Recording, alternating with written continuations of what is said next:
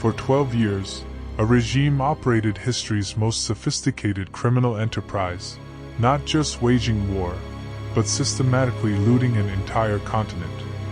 Their business model was simple: conquest generated capital, and human lives were merely collateral. At its peak, this organization managed a vast, brutal supply chain, extracting wealth with cold, industrial efficiency. Every stolen watch, every confiscated painting, every ounce of gold fed the engine of their ambition. The crown jewel of this plunder was gold, primarily from central banks across occupied nations. An estimated $580 million in central bank gold was confiscated, a staggering figure representing one of the greatest thefts by any government in history. As nations fell, their financial foundations were ripped away, leaving populations utterly vulnerable and stripped of their collective futures. The economic stability of millions was deliberately shattered, replaced by fear and desperation. This was not impulsive banditry, but a meticulously planned operation, integrated into the very structure of the Reich's economic policies. Special units were trained specifically for asset identification and seizure. Early intelligence reports, like the 1940s investigation ordered by President Roberto Marcelino Ortiz of Argentina, hinted at the vast network already forming. These investigations identified 12,000 Nazi sympathizers who could facilitate future operations. These sympathizers formed a crucial human network, providing local intelligence, logistical support, and safe houses long before direct conflict. They were the silent partners in a growing criminal enterprise.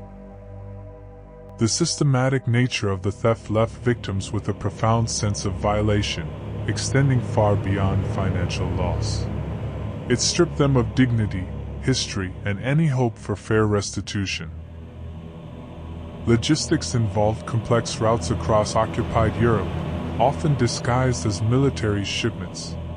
Major hubs like Berlin and Vienna became temporary sorting centers for the plundered assets. Gold and foreign currencies were transported with utmost security, often under Gestapo escort, ensuring no leaks or diversions. The financial integrity of the Reich was paramount, even in its criminality. Artworks, cultural artifacts, and industrial patents were also part of the vast inventory, cataloged and stored in special repositories. These items represented not just value, but a deliberate cultural obliteration. The ultimate destination for much of the gold was often Switzerland, a neutral nation whose banks became an indispensable clearinghouse.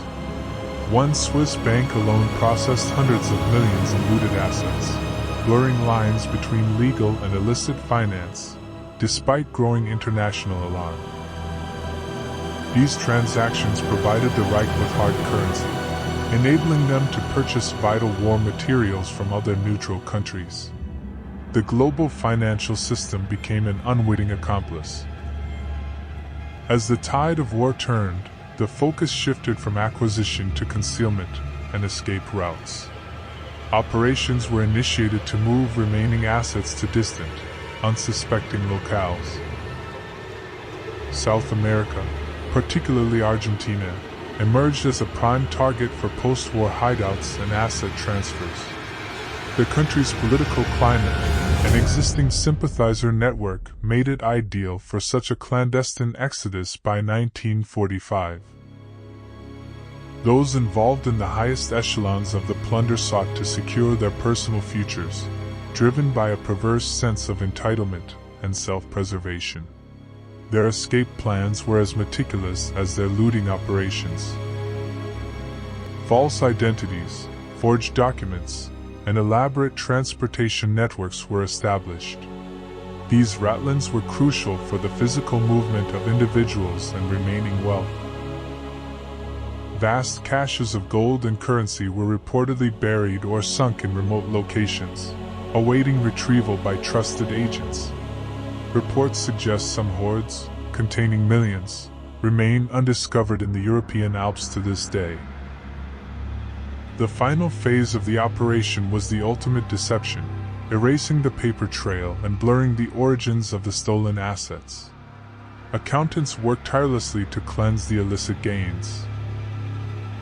For the survivors of the war, the struggle for restitution and justice became a lifelong, often agonizing quest.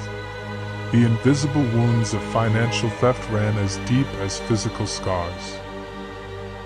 Post-war Allied efforts launched operations like Safe Haven to locate and recover looted assets. Thousands of items were returned, but hundreds of millions of dollars in gold and other valuables vanished without a trace, notably the 250,000 gold Reichmarks from the German Reichsbank.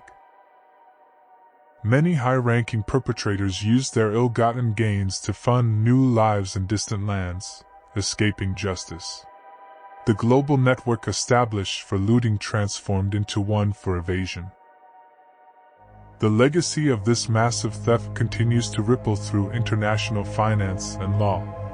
The origins of some significant private fortunes are still questioned today. The true human cost, measured not just in lives but in generations of shattered economic stability, remains incalculable. Even 8 decades later, the shadow of stolen wealth casts a long, chilling pall over global efforts for financial justice. The Nazi gold represents more than just a historical crime. It is a stark reminder of how institutionalized evil can weaponize finance. Its unresolved fate continues to haunt the conscience of the world, a dark stain on humanity's ledger.